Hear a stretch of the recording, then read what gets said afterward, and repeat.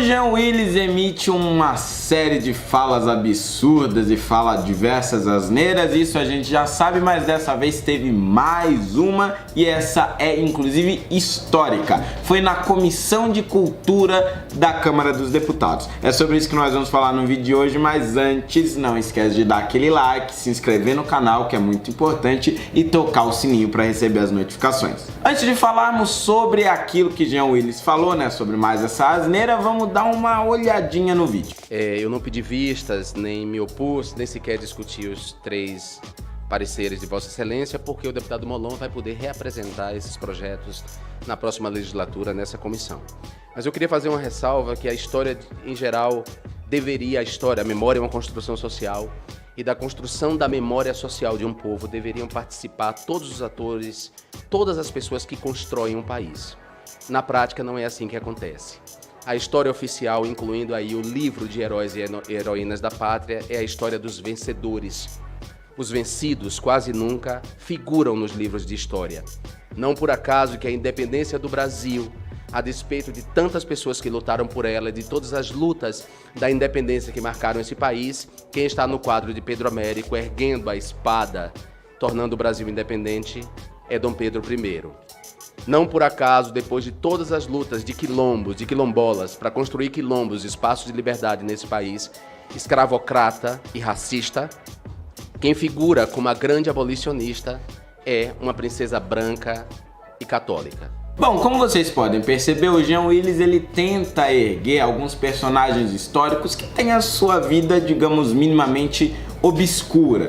Pessoas que nós não sabemos ao certo o que fizeram ao longo da sua vida, pelo que exatamente lutaram, como viveram, quais eram as suas ideologias, quais eram as suas visões de mundo. O material historiográfico é realmente muito pobre e ele tenta de alguma forma incluir essas pessoas na historiografia oficial, ignorando diversos outros verdadeiros heróis negros ou que participaram de fato na luta pela abolição, como por exemplo Ernesto Carneiro Ribeiro, os próprios irmãos Rebouças, e tudo isso porque eles preferem aqueles personagens que melhor convém para a sua ideologia de extrema esquerda. Ou pior ainda, eles tentam inventar personagens que encaixem naquilo que eles têm como um ideal revolucionário. Por exemplo, Dandara, que teria supostamente sido esposa de Zumbi dos Palmares, eles colocam sobre ela uma figura como se fosse uma feminista fora de seu tempo, como se fosse de fato uma mulher revolucionária que lutava pela abolição, quando na verdade não era nada disso. Aliás, nós nem sabemos exatamente quem foi Dandara, quando nasceu, quando morreu, como viveu, pelo que lutou. Dandara, como uma figura política que realmente é usada hoje, simplesmente não existiu. Ou seja, na prática, o que eles erguem e o que eles tentam fazer você acreditar é que essas pessoas foram verdadeiros heróis nacionais, mas a verdade é que ninguém sabe. Em contrapartida a isso, o mais importante dessa fala de Jean Willis é o modo como ele descreve a princesa Isabel, como uma branca católica que é colocada como uma heroína, que não teria sido uma heroína da abolição. Primeiro, vocês podem perceber, tem aí uma forte carga de preconceito. Primeiro que ele coloca o fato dela ser branca como um defeito por si só, sem justificativa nenhuma. E coloca também como defeito o seu catolicismo. Ela era católica, credo, uma católica, heroína nacional. Não, não é possível. Ou seja, o preconceito ali ele tá muito embutido, principalmente na forma como o Jean Willis expõe isso. E claro, quando nós analisamos a fala do Jean Willis, nós temos que ter em mente que ele é um sujeito de extrema esquerda. Portanto, o objetivo dele não é buscar a verdade histórica, mas é procurar aquilo que melhor convém para sua ideologia, para sua militância. É o que eles sempre acabam fazendo. E nisso nós já podemos identificar algumas divisões práticas. Ele, ao criticar a princesa Isabel, já começa a dividir a história entre vencedores e vencidos, entre ricos e pobres, entre brancos e negros, etc., ignorando as particularidades do momento histórico, ignorando a profundidade desses momentos históricos e até mesmo fazendo uma divisão religiosa. Por exemplo, ele, como todos nós sabemos, é um defensor das matrizes africanas e religiosas. E ele coloca o fato da princesa Isabel ser católica em contraposição às religiões africanas, isso é, como se o cristianismo não pudesse ter nenhum tipo de relação amistosa ou harmoniosa ou minimamente de respeito com as religiões africanas. É sempre um contra o outro, é sempre uma guerra constante, é sempre uma luta de classes. Outra coisa que incomoda profundamente ele é o fato de que a escravidão, e incomoda também toda a esquerda, a escravidão no Brasil não teve o seu fim por meio de uma grande revolução, um levante de negros ou escravos revoltados que enfrentaram as instituições e conseguiram finalmente derrubar a escravidão. Não, muito pelo contrário. Foi uma luta da classe política, da classe de intelectuais, e aí unindo brancos, pardos e negros, pessoas de todas as cores, das mais diversas etnias, das mais diferentes religiões, que acabaram de forma institucional, de uma forma reformista,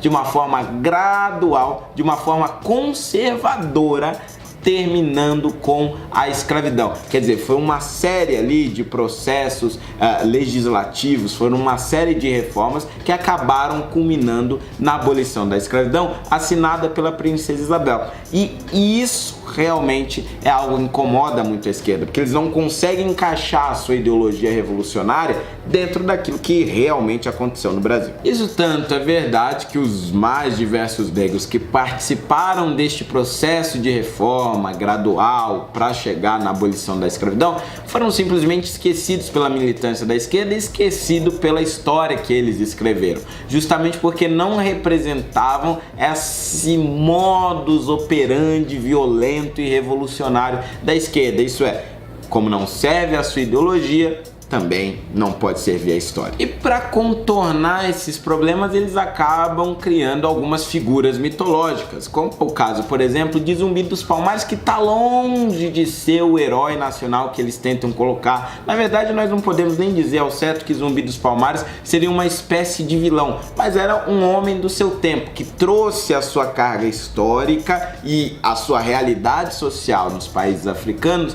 para dentro do Quilombo dos Palmares. Ele era pertencente a uma família real africana e trouxe esse conceito de realeza, portanto de monarquia, para dentro dos quilombos. Para vocês terem ideia, por exemplo, ele tinha escravos dentro dos quilombos, o que tudo indica que ele tinha uma série de cativos que muitas vezes ele roubava de outras fazendas, ou seja, ele invadia uma fazenda, encontrava os escravos, não é que ele os libertava, pelo contrário, ele os sequestrava para que eles os servissem dentro do Quilombo dos Palmares.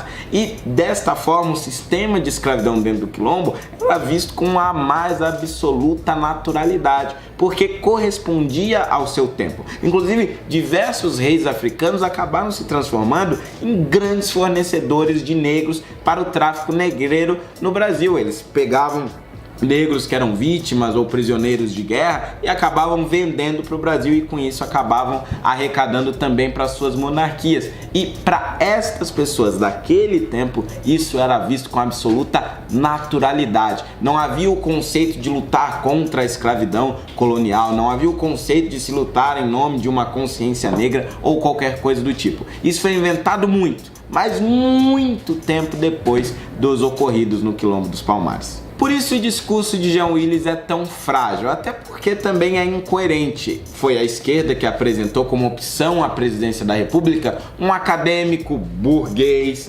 branco, de família tradicional, para representar os pretos, pobres e oprimidos. Fernando Haddad nada mais era do que isso, uma figura burguesa que a esquerda inclusive adora criticar. Aqui em São Paulo, o principal candidato ao Senado da esquerda vem de uma família tradicional, os Matarazzo. Eduardo Suplicy, que inclusive é meu colega aqui, vereador da Câmara Municipal, é isso, é uma esquerda que é, enfim, um homem branco, de família tradicional, rico, etc., que diz representar os pretos, pobres, oprimidos. Isso é comum na esquerda. A direção dos partidos dele também são, grande maioria, formado por homens brancos, héteros, de classe média, acadêmicos, etc. Estão muito longe da realidade pobre que eles dizem lutar, que eles dizem defender, etc. Também faz parte da esquerda essa certa incoerência quanto àquilo que eles defendem enquanto ideologia e aquilo que eles fazem na prática. Por fim, tá mais do que óbvio que a preocupação de Jean Willis não é buscar a verdade histórica, mas é, na verdade, reconstruir, reescrever a história conforme aquilo que se encaixa melhor na sua ideologia.